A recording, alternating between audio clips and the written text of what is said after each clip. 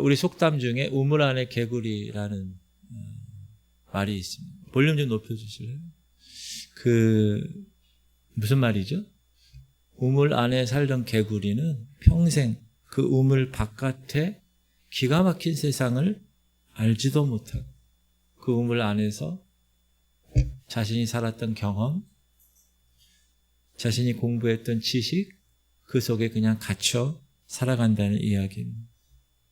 그런데 천국을 소망하고 천국을 지향하는 저와 여러분에게 있어서 세상과 천국의 관계를 설명해 주는 좋은 속담은 이 속담이 최고다라고 할 정도로 귀한 이야기입니다. 한 북한 주민이 탈북을 했습니다. 북한 주민들은 여러분 잘 아시다시피 어렸을 때부터 공산주의 사상에 쇠뇌당해서 살아가죠. 지구상에서 가장 비참한 삶을 살고 가장 가난한 삶을 살아가는데도 불구하고 그들이 비교할 대상이 없어요. 그래서 우물 안의 개구리처럼 그냥 하루하루 그렇게 살아갑니다. 근데 어느 날 남한 드라마를 접하게 되었습니다. 처음에 속지 말아야지. 북한 영화도 실제적인 생활을 보여주지 않고 좋은 것만 꾸며서 드라마를 만들지 않나 생각하고 저 남조선에서 만든 것도 마찬가지일 거야. 그렇게 생각을 했습니다. 그러다가 이 사람이 중국에 가게 되었고 중국에서 일하게 됩니다. 근데 거기서 의문을 갖게 돼요. 왜냐? 가장 힘든 막노동을 하는 사람들은 다 북한 사람들이었기 때문에 그렇습니다. 그런데 그 중국에서 TV를 봤는데 거기에 또 다른 탈북민이 나와서 자기 사연을 이야기하는 방송을 이 사람이 보게 된 거예요. 그 사람이 그 TV에 나오는 탈북민이 명절 때 자기는 제대로 고기 한번 먹어본 적이 없다. 그리고 그 사람이 말하는 그 억양, 사투리, 북한 생활을 정확하게 묘사하는 것, 이런 것들을 보면서 저 사람 분명히 탈북한 사람이다. 거짓말 리가 없어. 그렇게 깨달았다는 거예요. 그날 이 탈북한 중국에 온 이분이 눈이 열린 거예요. 지금까지 내가 북한 체제 속에서 포장된 가짜만 보고 살았구나. 북한이라는 나라가 정말 거대한 감옥 같은 그런 곳이었구나 라는 거를 그날 깨닫게 된 것입니다. 우물 안의 사회에서 이제 우물 밖을 보게 된 것입니다. 그런데 사실 우물 안의 개구리는 우리 남한, 한국 사회도 별반 다를 바가 없습니다. 물론 북한과는 다르지요. 자유도 있고 먹을 것도 있고. 그러나 이 땅을 살아가는 저와 여러분에게 있어서 이 땅과 하나님 나라를, 천국을 비교해 볼 때는 우리는 우물 안 개구리의 삶을 사는 삶과 다를 바가 없다는 것을 알게 됩니다. 현재 우리 한국 사회의 단면을 볼 수 있는 중요한 이슈 중에 하나가 뭐냐 하면 출산율 문제, 출산율. 북한의 핵 문제 중요하죠. 그러나 그것은 그 핵이 김정은이가 핵 단추를 누르느냐 안 누르냐, 몇 % 확률이 있을까, 그런 문제일 수 있지만 이 출산율 문제는 확률이 아닙니다. 이거는 빤히 보이는 사실이에요. 팩트예요. 시간이 지나면 지날수록 우리 대한민국 사회가 닥쳐야 할 가장 큰 어려움 중에 하나가 이 출산율 문제입니다. 우리 대한민국은 여러분 잘 아시다시피 자원이 없죠. 중국처럼 희토류가 많은 것도 아니고 중동에 있는 나라처럼 석유가 많은 것도 아니고 땅 파서 나오는 게 없죠. 또 땅 자체도 좁습니다. 한반도. 그것도 반이 잘려 있죠. 그런데 이런 나라에 만약에 아이가 태어나지 않아서 우리나라 인구가 하락으로 이어지면 우리나라 근본이 흔들립니다. 내수시장은 말할 것도 없고 기업이 타격받는 건 말할 것도 없고 이제 이슬람권 사람들 요 한방 마을만 봐도 얼마나 많이 유입되었어요? 그들은 이슬람권 아이들은 합법적으로 여자를 5명 거느리고 살 수 있습니다. 그리고 출산 피임하지 않습니다. 무조건 낳습니다. 그래서 이제 한 10년, 20년 되면 우리나라가 그들의 문화로 이제 좀 우리나라 국가 경쟁력이 떨어지기 시작할 것은 빤히 우리가 눈으로 지금 보고 있는 현실입니다. 그럼 출산율이 왜 떨어질까? 청년들이 결혼을 하고 싶지 않기 때문에 그래요. 결혼을 하고 싶은데 결혼하면 집을 마련해야 해요. 살아야 되니까. 근데 내 집 마련하기가 빠듯합니다. 정말 매매로 살려면 억을 줘야 되고 또 자녀를 낳으면 예전처럼 우리 살 때처럼 5, 6명 낳으면 애들이 다 알아서 자라주지 않고 이제 1, 2명만 낳아서 정말 자녀 양육을 하는 데 있어서 어마어마한 돈이 들어가기 때문에 요즘 청년들은 결혼하고 애를 낳으면 내 생활이 없구나. 내가 즐기는 생활이 없구나. 라는 생각을 합니다. 여기에다가 부채질하는 게 이 SNS와 유튜브를 통해서 다른 사람들의 삶을 보게 됩니다. 그 보면서 상대적으로 박탈감을 느낍니다. 저 친구는 저 나이에 저렇게 사는데 나는 이게 뭐야. 예전에는 그냥 특정 연예인들만 TV에 나오고 그냥 만들어진 드라마를 그냥 보고 이 정도 수준이었는데 요즘 SNS 등장으로 인해서 이제는 직접 이웃들과 비교하게 돼 있어요. 친구들과 비교하게 돼 있어요. 어떤 사람은 그 SNS에서 사진 올리고 영상 올리고 자기의 것들을 이렇게 자랑하는 것이 삶의 목표가 되는 사람도 있어요. 물론 일부에 포장된 인생일 수는 있지만 젊은이들이 계속해서 그런 걸 보면서 비교되고 비교당하게 되고 박탈감을 갖게 되고 나는 흑수저구나. 더 이상 모험하는 인생을 하지 않고 뻔하게 고생하는 인생에 들어가고 싶지 않는 거예요. 그래서 결혼 안 하는 거예요. 그래서 결혼해도 애를 낳지 않는 거예요. 이런 환경, 우리가 이런 환경에서 지금 살아가고 있는데 믿는 자에게 있어서 우물 바깥의 기가 막힌 인생에 대해서 생각하지 못하고 눈에 보이는 현실 속에서 괴로워하고 답답해하며 살아간다면 얼마나 불쌍한 사람인가.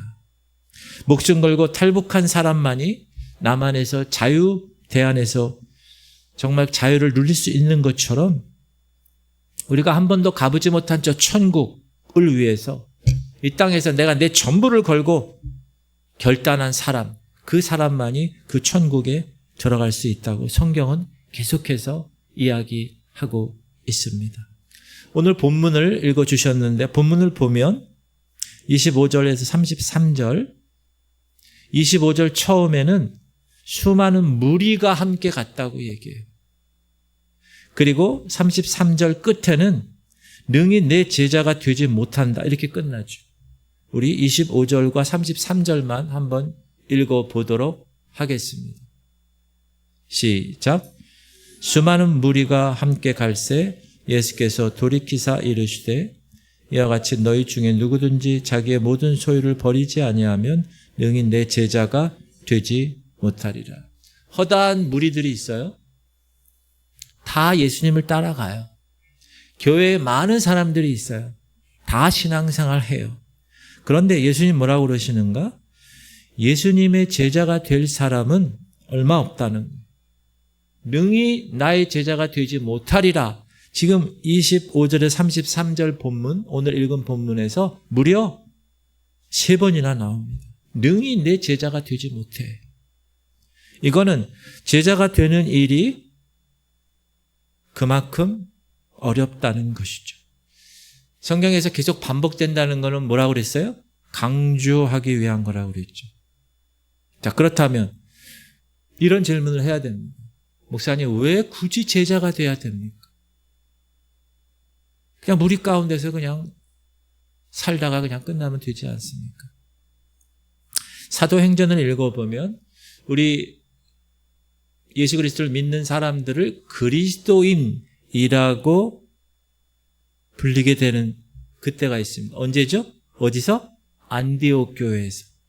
안디옥 교회에서 그리스도인이라고 불려집니다. 원래 그리스도인이라는 원래 호칭이 제자라는 것이죠. 자, 지금 예수님에게 많은 무리의 허다한 사람들이 따라오고 있고 지금 예수님의 말씀을 듣고 있어요. 그렇죠? 많은 사람들이 교회에 나오고 많은 사람들이 설교를 듣고 있어요. 그러나 예수님은 뭐라고 그러시느냐? 진짜 천국 백성이 될 사람은 별로 없다. 능히 내 제자가 되지 못해.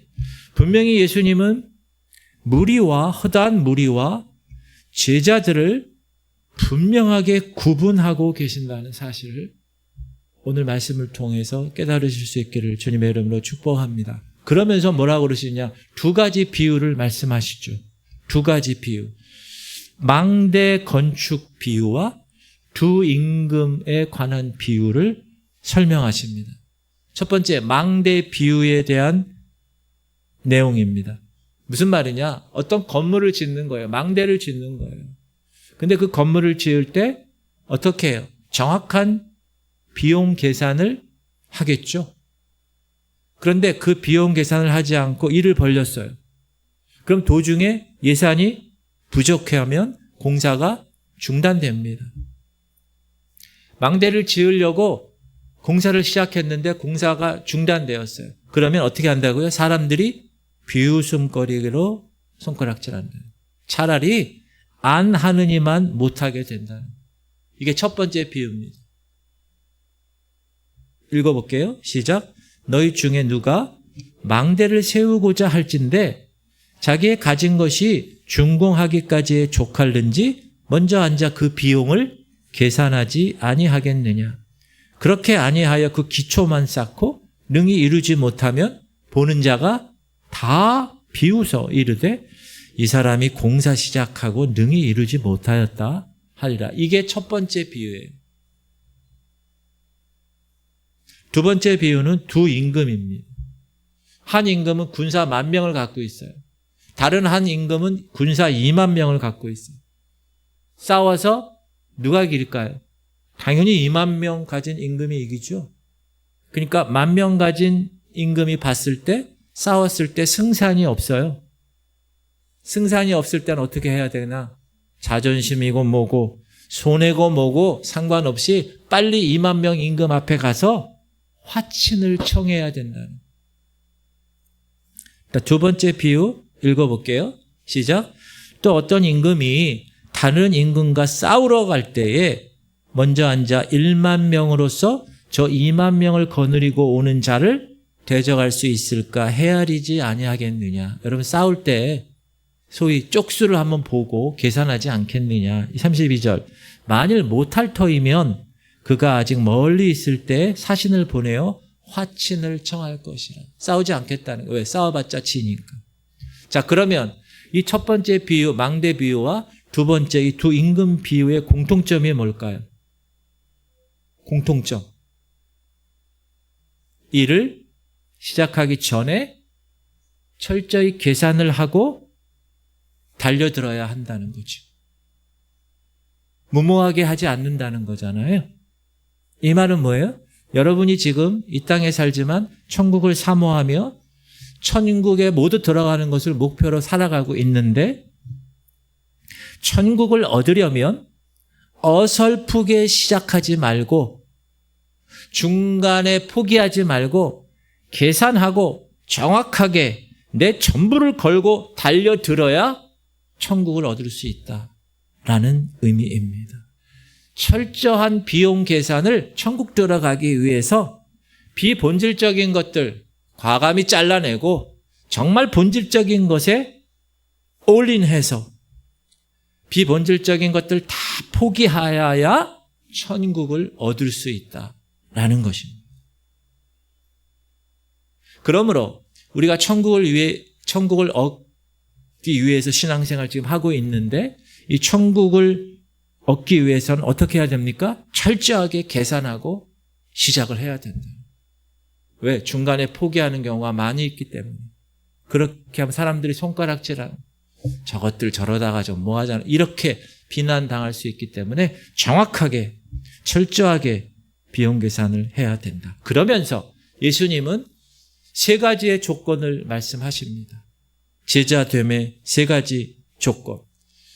그리고 그 조건을 반드시 거쳐야 한다. 결단해야 한다. 그 세 가지 조건의 첫 번째 조건이 뭐냐? 가족을 미워하라는. 여러분 지금 신앙생활 하시면서 지금 우리가 일반적으로 들었던 말씀하고 전혀 다르지요. 읽어볼게요. 시작. 무릇 내게 오는 자가 자기 부모와 처자와 형제와 자매와 더욱이 자기 목숨까지 미워하지 아니하면 능히 내 제자가 되지 못하고. 이건 누가 얘기한 거예요? 예수님이 직접 얘기하신 거예요. 부모, 처자식, 형제자매, 자기 목숨까지 미워하라는. 이야, 그래야 제자의 길을 갈 수 있다는. 내가 제자가 되려면 내가 똑바로 믿음 생활을 하려면 그러면 기존에 편안히 살아왔던 가족들과 부딪힐 수 있다. 그럴 때 가족들보다 주의 말씀을 네가 우선적으로 선택하고 순종할 수 있느냐? 그걸 물으시는 거예요. 어렵죠. 쉽지 않을 것입니다. 그 가족에서 내가 태어났고 그 가족에서 형제 자매와 내가 같이 자라났고 내가 결혼해서 처자식이 있는데 주님은 뭐라고 그러십니까? 네가 똑바로 믿음 생활하려면 가족들보다 주님 말씀을 우선적으로 선택하고 순종해야 돼. 그래야 제자가 될 수 있어. 그래야 천국의 하나님 나라의 주인공이 될 수 있단다. 그렇게 말씀하시는 거예요. 여러분 이거 쉽겠어요? 어렵겠어요? 어렵죠. 그래서 하나님을 예수님을 따르는 허다한 무리 가운데서 제자들에게 요구하시는 거예요. 세 가지 조건. 두 번째 조건은 뭘까요? 네가 가진 거 다 내려놔야 된다. 33절 같이 읽을게요. 시작. 이와 같이 너희 중에 누구든지 자기의 모든 소유를 버리지 아니하면 능히 내 제자가 되지 못하리라.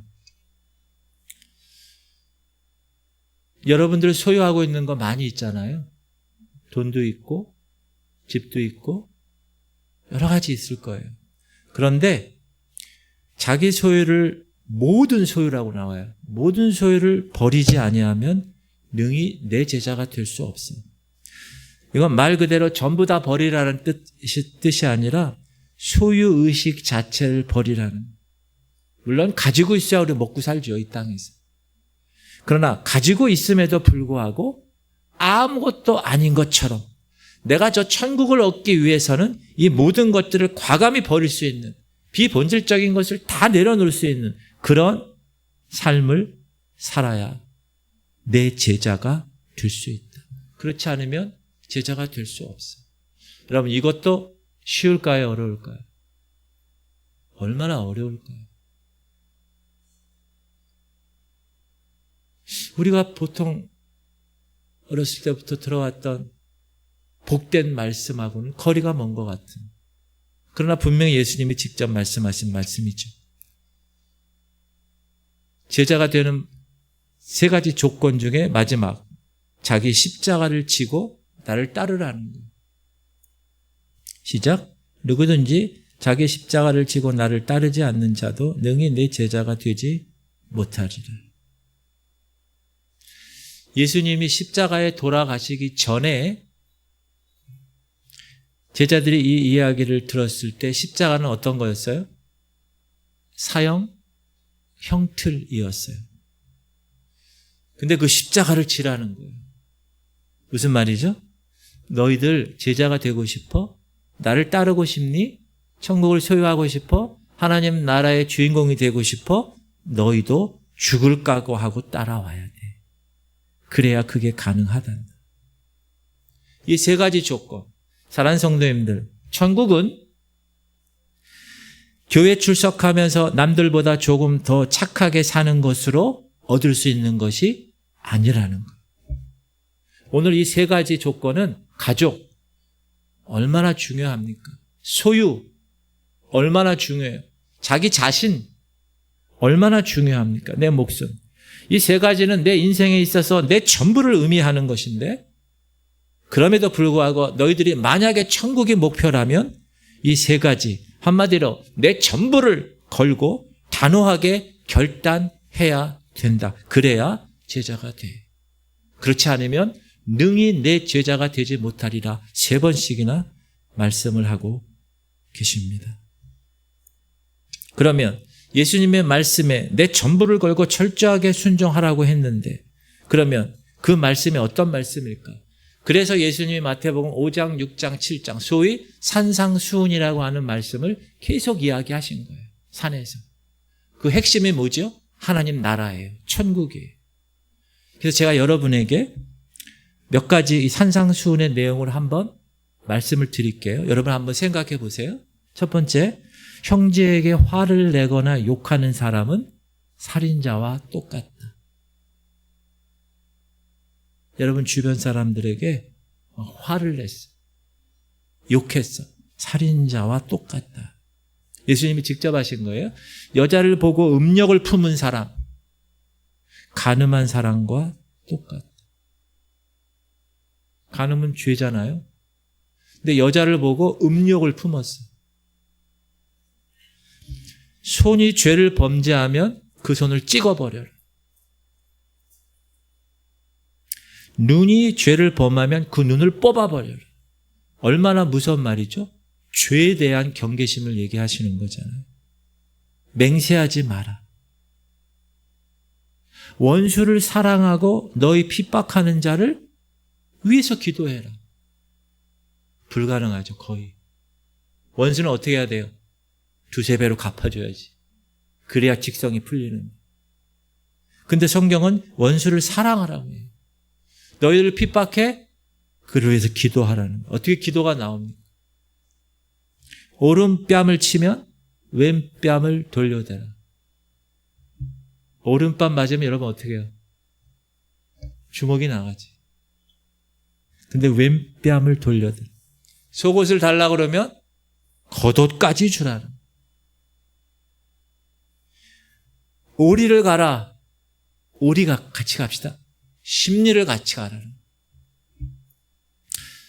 이런 방금 제가 말씀드린 게 산상수훈. 여러분 나중에 집에 가셔서 마태복음 5장, 6장, 7장 우리가 잘 아는 심령이 가난한 예수께서 무리를 보시고 산에 올라가 앉으시니 제자들이 나온지라 입을 열어 가르쳐 가라사대 심령이 가난한 자는 복이 있나니 천국에 저희 것이며 애통하는 자는 복이 쫙 나오거든요. 그걸 한번 집에 가서 한번 읽어보세요. 그리고 이 산상수훈, 산에서 말씀하시는 이 내용의 핵심은 하나님의 나라인데, 하나님의 나라는 천국인데, 내가 과연 이 하나님 예수 그리스도 말씀하시는 이 하나님 나라에 가기 위한 조건을 내가 지금 천국을 가기 위해서 내가 전부를 걸고 목숨을 걸고 철저하게 순종하고 있는가 그렇지 않은가를 한번 점검해 보시기 바랍니다. 그러면 이런 말씀을 들으면 우리가 예전에 그냥 예수 믿으면 복 받아, 잘 살아, 그렇게만 들었던 교회에서의 내용과 예수님이 직접 말씀하시는 오늘 산상수훈과 제자에 관한 3가지 조건의 말씀을 우리가 들으면 이런 반응을 해요. 목사님, 맞지요, 그건. 근데 그거 어떻게 다 지켜요? 하나님의 은혜로 구원받는 거지. 이걸 다 우리가 어떻게 지켜요? 라고 반응합니다. 저도 예전에 그랬고 여기 계신 분들 중에서도 그런 분들이 많을 거예요. 그렇게 첫 단추를 잘못 끼우는 사람들이 대부분일 것입니다. 자, 내가 죄인이라고 인정하는 것은 쉽습니다. 그러나 정말 실제로 내가 하나님 앞에 얼마나 추악하고 더러운 죄인인지 그 깊은 죄의 깨달음이 나에게 있는지, 만약에 그런 깨달음이 없이 기독교 교인이 된 사람들이 너무나도 많습니다. 그렇기 때문에 죄에 대해서 경계심이 없고, 그렇기 때문에 죄에 대해서 두려움이 없고, 그렇기 때문에 쉽게 죄를 저지르는 거예요. 그냥. 왜? 내가 얼마나 쳐 죽일 죄인인가를 알지 못하기 때문에, 그렇기 때문에. 제가 열심히 가난한 사람을 구제했습니다. 그러면 제 마음에 미묘한 마음이 있어요. 무슨 마음이죠? 좀 누가 알아줬으면 좋겠어 라는 마음입니다. 그리고 누가 알아봐주면 기분이 아주 좋아져요. 내가 근데 선을 다해서 쏟아 부었는데 누가 알아주지 않아, 한 명도. 그러면 내가 사실 이거 했는데, 그런 서운한 감정이 제 마음속 가장 깊은 곳에 있는 것을 발견했습니다. 그때 제가 깨달았어요. 난 철저히 죄인이구나. 나에게 있어 선은 아무것도 없구나. 이런 비참한 나를 알게 될 때 예수 그리스도의 그 십자가의 용서의 의미를, 죄를 대신해서 십자가에 달리신 그 용서의 의미를 알게 되는 것입니다. 내가 얼마나 쳐 죽일 죄인인가를 깨닫지 못하니까, 첫 단추가 잘못 껴졌으니까, 그 다음에 이야기하는 주님의 십자가 용서의 말씀, 아무리 이야기 들어도 10년, 20년 들어도 그게 그렇게 여기에 내 마음 가운데 크게 와닿지가 않는 것입니다. 만약에 제가 쳐 죽일 죄인이 있는 것을 모르는 채로 어느 날 은혜만 받았어요. 예수님 사랑만 경험했어요. 그럼 어떻게 될까요? 그 사랑과 그 은혜가 지속되지 않습니다.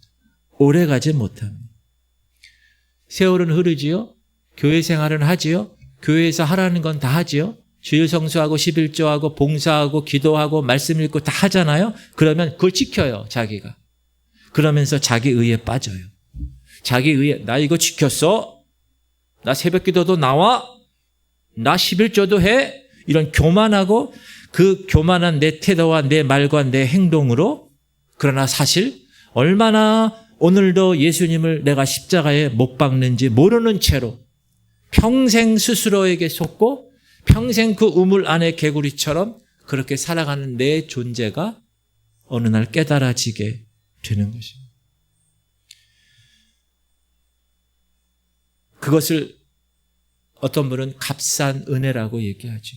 그걸 깨닫지 못하고 십자가를 바라보고 그냥 십자가, 그냥 예수님한테 예수님 더 죄 졌어요, 용서해 주세요 라고 이야기하는 그 십자가가 그 죄의 쓰레기를 처리하는 처리장 같은 것으로 전락해버리는 그 값싼 은혜.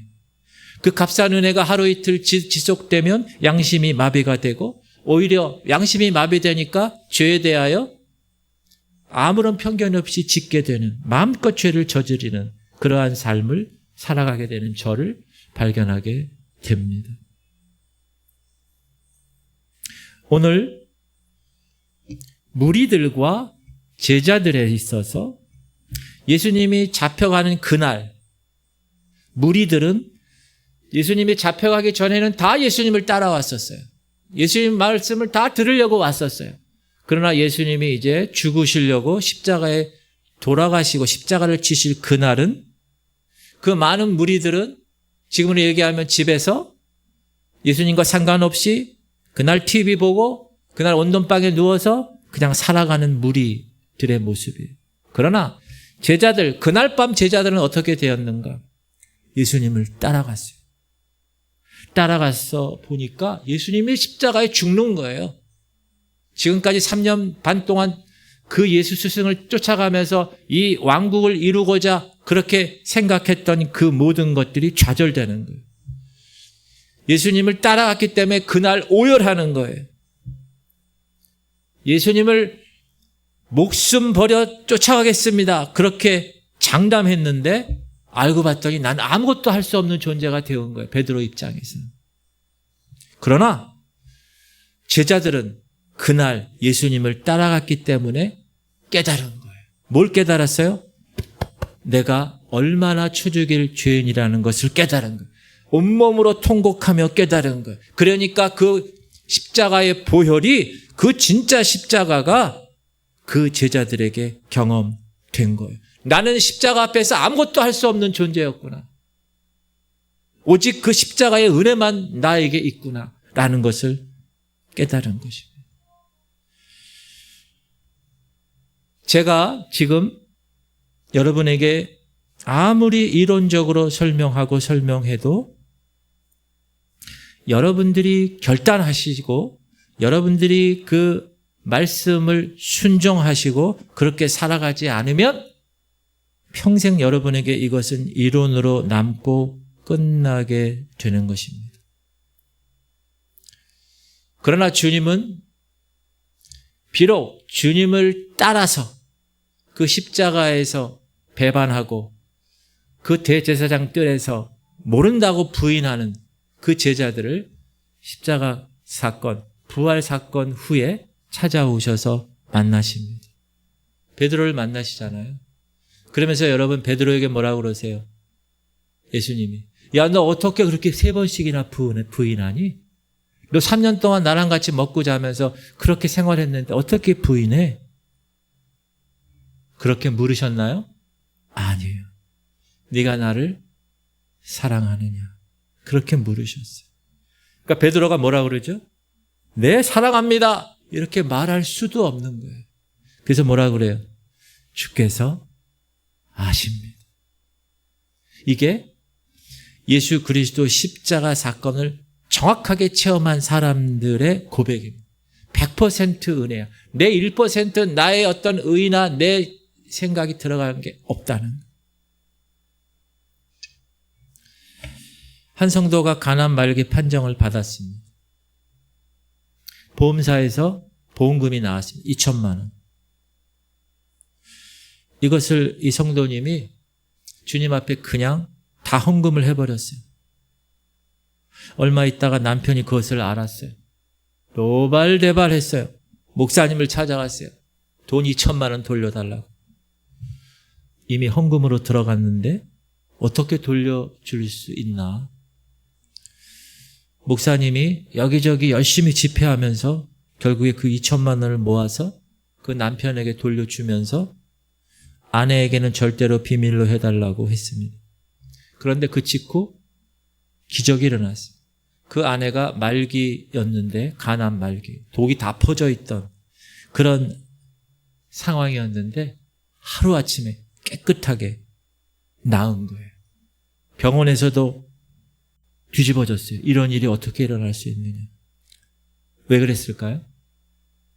하나님이 다 보고 계시고 그 태도를 보시고 고쳐주신 것입니다. 하나님 앞에 내 전부를 다 드린 그 아내의 그 순수한 마음, 그 아내의 그 결단을 하나님이 보신 거예요. 그러니까 남편이, 믿지 않은 남편이 충격을 받은 거예요.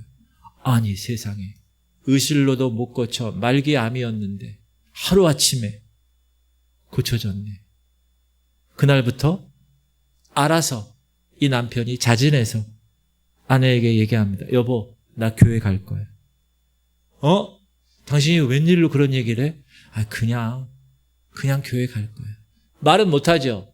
왜? 목사님하고 그 얘기하지 말라고 그래요. 비밀로 했으니까.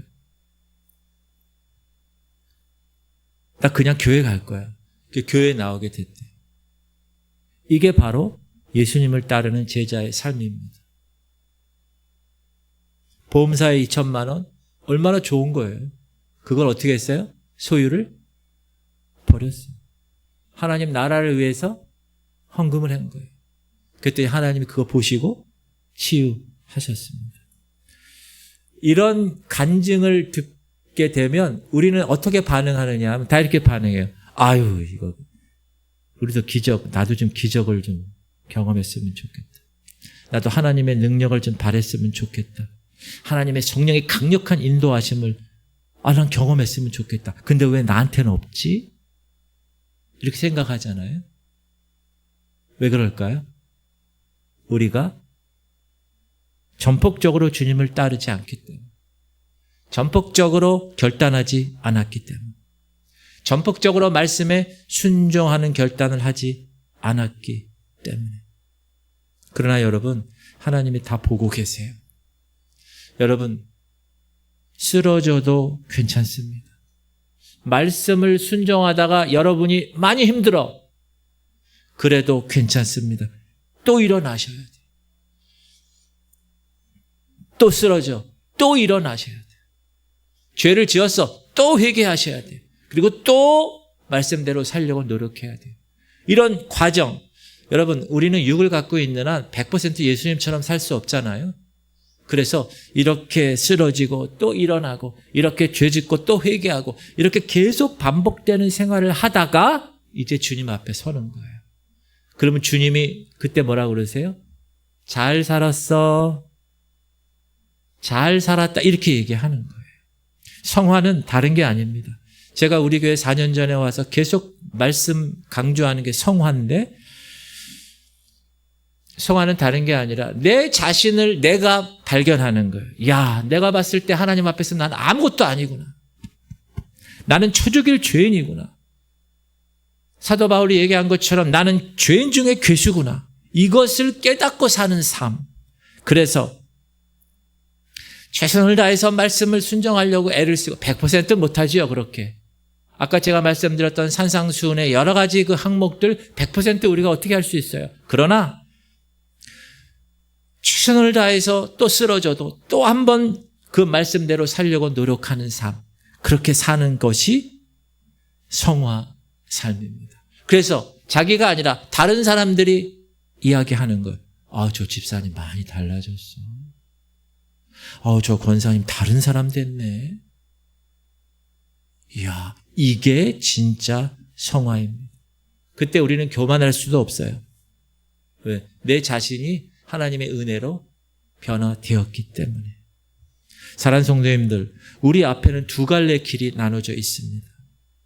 무리와 제자입니다.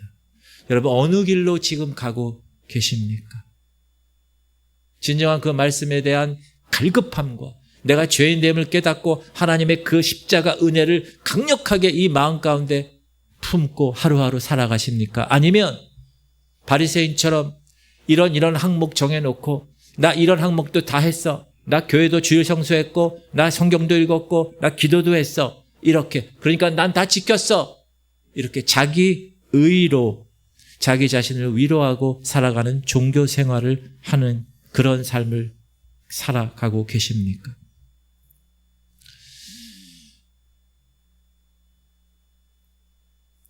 제가 어렸을 때는 또 지금까지 교회에서 설교 말씀을 들으면 다 좋고 좋은 것들이에요. 이렇게 한번 복 받습니다. 여러분 그렇게 살아가세요. 이렇게. 여러분 이 시간에 설교를 듣고 마음의 평안을 원하십니까? 아니면 좀 불편하더라도 그 말씀이 찔리더라도, 찔리니까 불편하잖아요. 불편하더라도 진실을 알기 원합니까? 저는 진실을 알고 싶습니다. 진리가 있다고 하면 그 진리에 나를 맞춰야지, 진리를 내 편의에 맞추는 순간 그 진리는 죽는 것입니다. 사람들이 교회 와서 마음의 안정을 찾기를 원합니다. 그런데 정작 예수님은 오늘 말씀을 통해서 사람의 마음을 불편하게 만듭니다. 왜 그럴까요? 진리라는 것은 뭐냐? 편안한 것에 익숙한 우리들 가운데 들어오는 순간 마음이 불편해질 수밖에 없는 것이 진리입니다. 잘 보세요. 교회 역사를 여러분 아실 거예요. 교회 역사를 한번 보면 사회가 편안해져요. 잘 살아요. 그러면 교회도 항상 그 사람들에게 맞추어진 대중화된 종교가 됩니다. 초대교회 보세요. 핍박이 얼마나 있었습니까?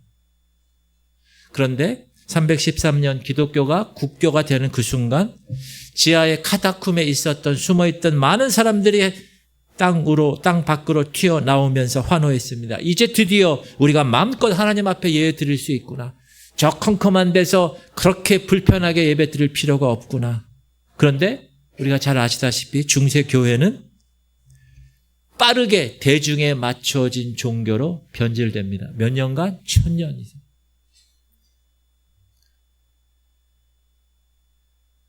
그래서 종교개혁이 일어나잖아요. 유럽에. 마틴 루터, 존 칼빈, 찌딩글린 이런 동시다발적으로 유럽에 종교개혁이 일어났을 때 얼마나 핍박이 있었나요? 그러나 그 종교개혁으로 사람들이 깨어났고 천국에 들어가는 믿음을 가진 사람들이 많아지기 시작합니다. 그런데 그 이유를 보세요. 유럽이 산업혁명 이후에 정말 잘 살게 되었어요. 정말 편안해졌어요. 그러니까 유럽 교회도 빠르게 대중화된 종교로 변질되어 갑니다. 제가 말씀드렸죠. 영국에서 주일날 예배드리는 사람 1%밖에 안 돼요. 지금 유럽은 큰 예배당, 엄청난 예배당이 술집으로 팔리고 나이트클럽으로, 영상센터로, 이슬람 사원으로 팔리고 있습니다. 한국 교회를 보세요. 70년대, 80년대 하나님 부흥 주셔서 수직적으로 엄청나게 부흥했어요. 빠르게 성장하기 시작하면서부터 사람들이 많아지기 시작했어요. 교회. 큰 교회가 있고 많은 사람들이 있다 보니까 복음이 사람들의 필요에 맞춰주게 되고 결국 진리와 타협하기 시작합니다. 저는 어렸을 때부터 그런 속에서 살았어요. 70년대, 80년대, 90년대. 그 속에서 그냥 가족과 함께 살아오다가 어느 날 오늘 본문의 말씀을 보게 된 거예요. 궁금해지기 시작한 거예요. 내 마음에 찔림이 있게 되는 거예요. 불편하다고 느껴졌어요. 왜? 항상 평안하게 지냈는데, 교회 생활하는데 아무 문제가 없었는데. 그런데 어느 날 이 성경 구절을 딱 보면서 제가 느낀 건 불편함입니다. 가족을 미워해야 돼. 모든 소유를 버려야 돼. 자기 십자가를 지어야 돼.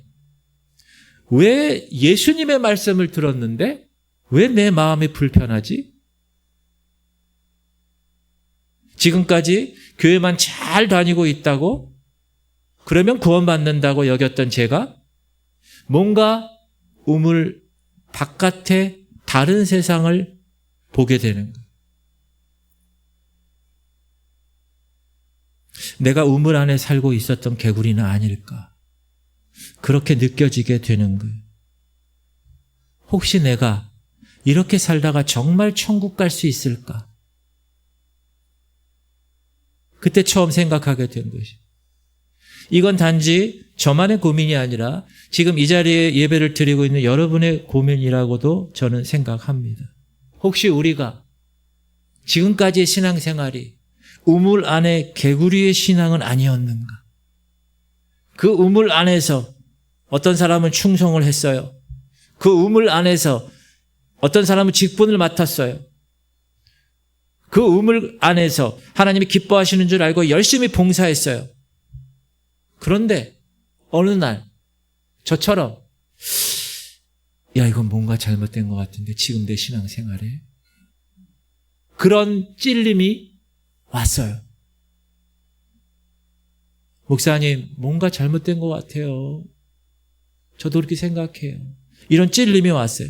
여러분, 누가 주시는 마음입니까? 주님이 주시는 마음이에요. 주님이 여러분의 마음을 두드리고 계시는 거예요. 마치 북한 주민처럼 평생 아무 생각 없이 그 북한에 순회당하고 그냥 그렇게 사는 것이 우물 안에서의 나의 삶이었는데 어느 날 이불 속에서 남한 드라마 한 편을 딱 보고 나서 세상에 우물 바깥에 이런 세상이 있구나 하고 눈을 딱 뜨게 되는 것처럼 지금 내가 10년, 20년 직분 갖고 내가 지금까지 생활했던 이 신앙이 올바른 것인가? 이대로 가만히 있어서는 안 된다는 그 불편함, 그 찔림, 그 속에서 결단하는 결단. 그런 마음이 여기에 왔는가? 그 주님이 주시는 마음입니다. 사랑하는 성도님들, 그렇다면 지금 이 시대에 어떻게 우리가 신앙생활을 해야 될까요? 그냥 듣고 아이 좋아 좋은 게 좋은 거지, 그냥 천국 가면 되는 거 아니야? 그렇게 살아가야 될 것인가? 지금 등 따스고 배부른데 뭘 그 예배에 자꾸 참석하라고 그래? 뭘 자꾸 기도하라고 그래? 그냥 이렇게 살다가 천국 가면 되는 거지? 라고 생각하며 사는 것인가? 아니면 예수님 말씀을 내 전부를 걸고 철저하게 내가 순종하면서 또 잘못되면 죄짓고 회개하고 또 순종하려고 열심히 노력하고 또 죄짓고 또 순종하려고 열심히 노력하고 이렇게 살아가고 있는가?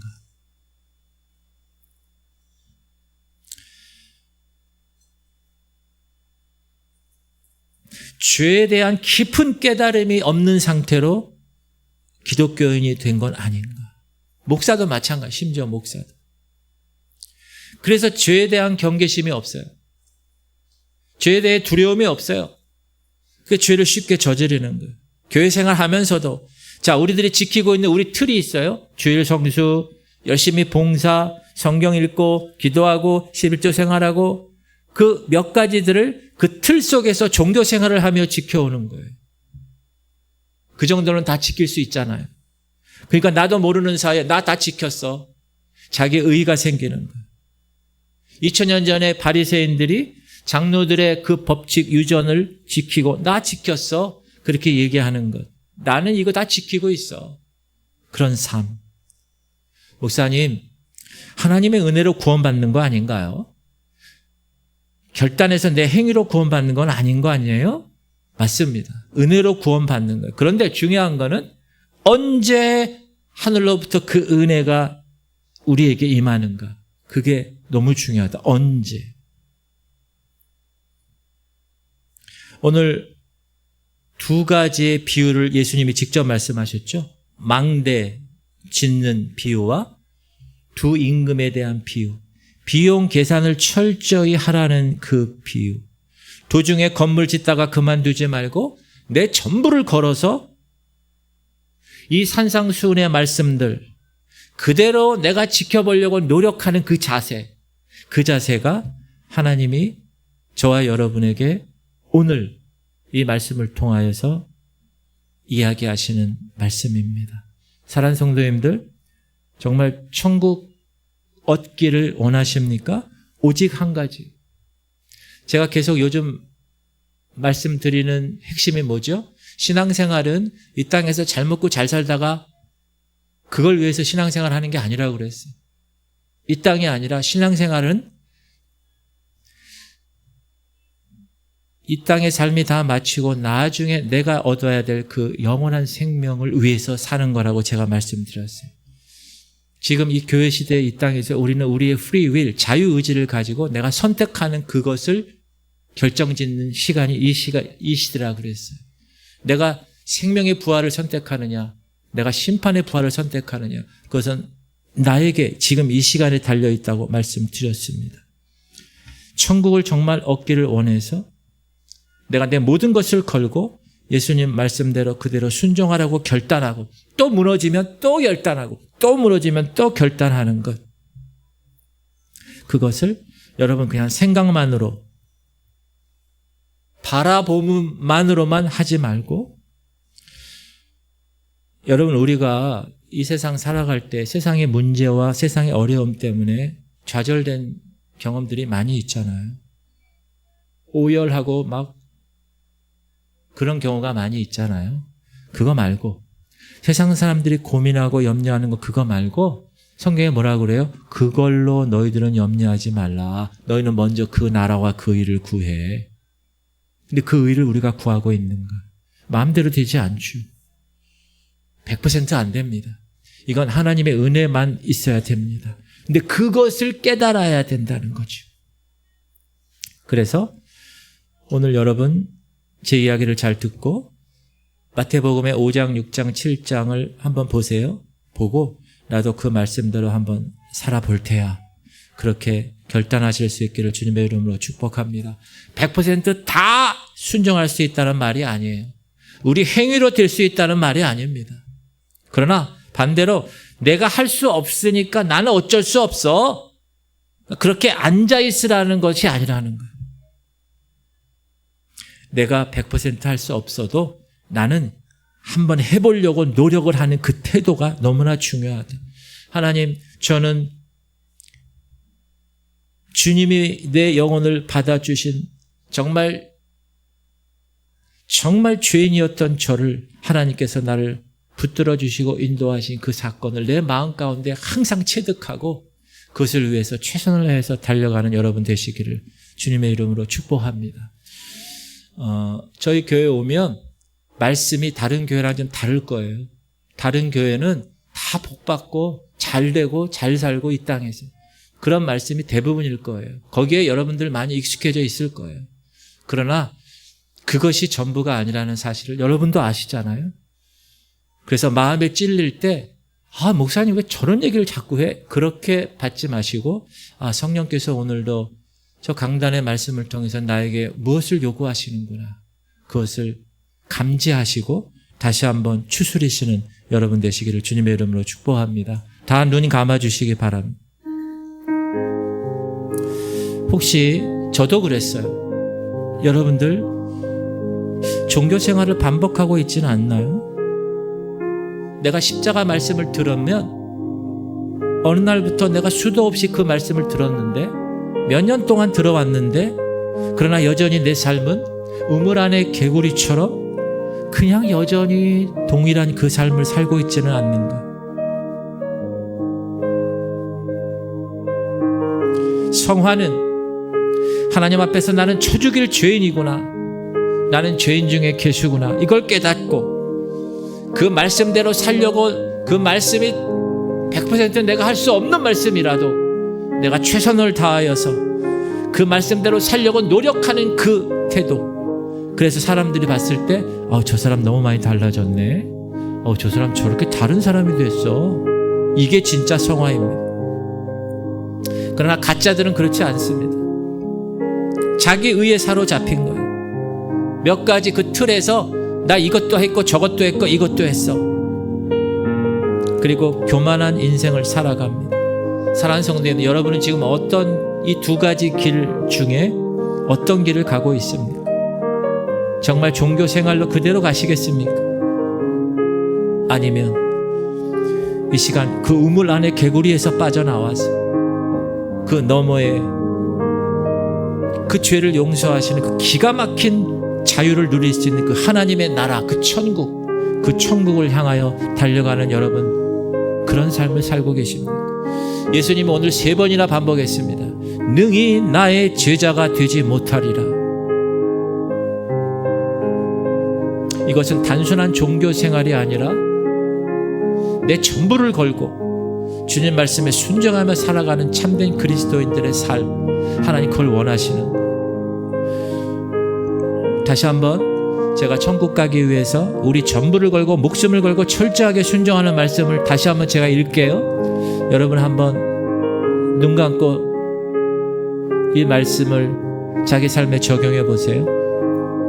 형제에게 화를 내거나 욕하는 사람은 살인자와 똑같다. 여자를 보고 음욕을 품은 사람은 간음한 사람과 똑같다. 손이 죄를 범하면 그 손을 찍어버려라. 눈이 죄를 범하면 그 눈을 뽑아버려라. 맹세하지 마라. 너를 해코지하는 원수 사랑하고 너를 핍박하는 사람 그를 위해서 기도하라. 오른뺨을 치면 왼뺨을 돌려대라. 속옷을 달라 하면 겉옷까지 주라. 오리를 가자 하면 심리까지 주라. 사랑하는 성도님들, 예수님이 왜 이런 얘기를 했을까요? 우리가 지키지도 못할 일인데 왜 이 말씀을 가르치셨을까요? 천국 가기 위해서는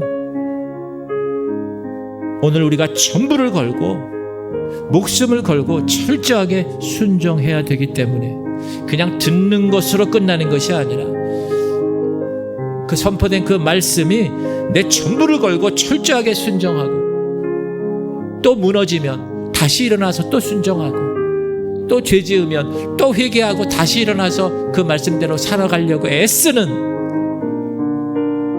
이제 우리가 천국을 발견했으니, 밭에 묻힌 보화를 발견했으니, 가장 값진 진주를 발견했으니, 이제 우물 안의 개구리가 아니라 이제 우물 밖에 그 천국을 쟁취하기 위해서 내가 지금 무엇을 해야 될 것인가? 내가 어떤 삶을 살아야 될 것인가? 내가 이렇게 종교생활로 그냥 다람쥐 채바퀴 돌듯이 그러니까 일주일에 한 번 나와서 그냥 예배드리고 예수님에게 얼굴 도장 찍고 가면 나는 천국에 갈 수 있는가? 성경은 그렇게 얘기하고 있는가? 그것에 대해서 철저하게 질문하고 점검하고, 하나님이 왜 이렇게 많은 것들을 성경에 다 써놓으셨나요? 내가 여자를 보고 음욕을 품은 게 한두 번이 아닌데, 그러면 내가 얼마나 간음을 한 건가요? 내가 형제에게 화를 내고 욕한 것이 한두 번이 아닌데, 그럼 내가 얼마나 살인을 한 건가요? 이렇게 점검하며 하나님, 종교생활 반복하지 않게 하시고 정말 변화된 삶을 살게 하여 주옵소서. 성령의 능력으로 이 성화의 삶을 끝까지 완수하게 하여 주옵소서. 하나님이 허락하신 이 천국, 우물 밖에 저 세상을 내가 봤으니 이제 목숨 걸고 내 가족과 내 소유와 내 목숨도 걸고 결단하게 하여 주옵소서. 우리 주님 이름 부르고 통성으로 기도하겠습니다. 주여 할렐루야. 하나님 감사. 오늘도 주님, 3번씩이나 능히 나의 제자가 되지 못하리라. 그 많은 무리들, 예수님이 십자가에 달려 돌아가실 때 다 떠나갔습니다. 그러나 제자들은 끝내 그 십자가 사건을 보고 통탄하고 그 십자가 사건을 보고 너무나 오열했습니다. 그러나 하나님, 그 순간에 그들은 변화되었습니다. 하나님, 지금까지 우리가 교회 다니고 지금까지 신앙생활 하면서 내가 천국 가기 위해서 준비는 내가 얼마나 했는가? 내가 정해놓은 그 틀 안에서 내가 모든 것을 다 지켰다고 내가 바리새인들처럼 그렇게 자기 의에 빠져 살아가고 있지는 않았는가? 내가 종교생활을 반복하고 있지는 않았는가? 다른 사람들이 나를 보고, 내 남편이 나를 보고 내가 변화된 모습을 이야기하지 않고, 내 친구들이 나를 보고 너는 똑같아, 그런 얘기를 듣고 살지는 않는가? 정말 성화의 삶을 살았다면 다른 사람들이 너 많이 변했구나, 당신 이렇게 변했어 하면서 그 변화된 삶을 통하여서 성령의 능력으로 이 성화의 삶을 완수할 수 있도록 주님 역사하여 주옵소서. 하나님, 천국 가기 위해서 우리가 우리의 전부를 걸고 내 가족을 걸고 목숨을 걸고 소유를 걸고 철저하게 순종해야 하는 놀라운 이 진리를 내가 거부하지 않게 하여 주옵소서. 목사님, 예수 믿는 것이 왜 이렇게 어렵습니까? 천국 가는 것이 왜 이렇게 어렵습니까? 그러나 하나님께서 오늘 말씀을 통하여서 여러분 마음에 찔리게 하시고, 하나님, 내가 정말 이 말씀대로 살기로 결단하겠습니다. 100% 내가 다 지킬 수는 없지만, 그러나 내가 그 하나라도 철저하게 지키려는 그 태도를, 주님, 그 마음의 태도를 우리에게 허락하여 주옵소서. 하나님께서 이 땅에 우리를 살려놓으신 것은 이 땅에서 하나님이 예수 그리스도를 통하여서 변화되고 주님이 주신 사명을 잘 감당하다가 저 하늘나라 천국에 가는 것이 목표임을 깨닫고, 오늘도 우물 안에 개구리처럼 살지 않게 하시고 우물 바깥에 저 천국을 사모하며 달려나가는 하나님의 순례자들 되게 하여 주옵소서. 우리 교회는 하나님의 거룩한 교회임을 선포하며 모든 어둠의 영들이 우리를 넘어뜨리려고 해도, 우는 사자처럼 두루다니며 삼킬 자를 찾으려 해도 우리는 예수 그리스도의 그 믿음을 믿는 믿음으로, 예수의 이름으로 영접하는 자, 곧 그 이름을 믿는 자들이 하나님의 자연된 권세를 주셨으니 그 자연된 권세를 가지고 능히 이겨내는 천국의 주인공들, 우물 밖에 개구리들 다 되게 하여 주옵소서. 오 주님 감사, 오 주님 감사. 주님 만져 주옵소서. 하나님, 예수 그리스도께서 3번씩이나 능히 나의 제자가 되지 못하리라. 예수님의 제자가 되는 길이 얼마나 힘들면 가족을 버리고 내 소유도 내려놓고 내 목숨까지 걸고 그렇게 살아가야 되는 삶이 진정한 제자됨의 의미라고 주님이 오늘 말씀하셨는데, 하나님 오늘 그 말씀을 내 마음판에 새깁니다. 하나님, 우리 성도들 한 사람 한 사람을 주님 사랑하시는 줄 압니다. 하나님, 우리 성도들 신앙생활하면서 1년, 2년, 10년, 20년 이렇게 신앙생활을 했는데 아버지, 모든 생활들이 다 종교생활이 되지 않게 하여 주옵소서. 하나님, 내 전부를 걸고 주님 말씀에 순종하며 살아가는 참된 그리스도인이 되게 하여 주옵소서. 하나님 말씀에, 하나님 이걸 어떻게 다 지킵니까? 그런 태도가 아니라 주님, 최선을 다하여 전부를 걸고 목숨을 걸고 철저하게 한번 순종해 보겠습니다 하는 마음으로 하나님 말씀에 순종하는, 그래서 저 하나님 나라의 주인공이 되는, 저 천국의 주인공이 되는 우리 모두가 되게 하여 주옵소서. 하나님, 이 땅에 우리가 살면서 그래서 넘어질 것입니다. 그래도 일어나게 하시고, 또 죄를 지을 것입니다. 그래도 또 회개하게 하시고, 특별히 내가 엄청난 죄인이라는 것을 깨닫고 내가 하나님 앞에 설 수 없는 존재라는 것을 깨닫고, 그런데 그 존재가 하나님 예수 그리스도 그분을 통하여서 나를 하나님 앞에 설 수 있도록 예수 그리스도 그분의 십자가가 그렇게 하셨음을 깨닫고, 얼마나 그 은혜가 감격한지, 그 십자가가 내 가슴 가운데 얼마나 감격한지, 항상 그 십자가 감격으로 신앙생활하며 내 목숨과 내 전부를 걸고 철저하게 순종하는 주인공들, 우물 밖의 개구리들 되게 하여 주옵소서. 그래서 우리 교회 한 사람 한 사람이 정말 천국 가는 그날 다 그곳에서 만나 하나님께 영광 돌리는 주인공들 되게 하여 주옵소서. 우리 아픈 사람은 아픈데 손을 얹고 기도하겠습니다.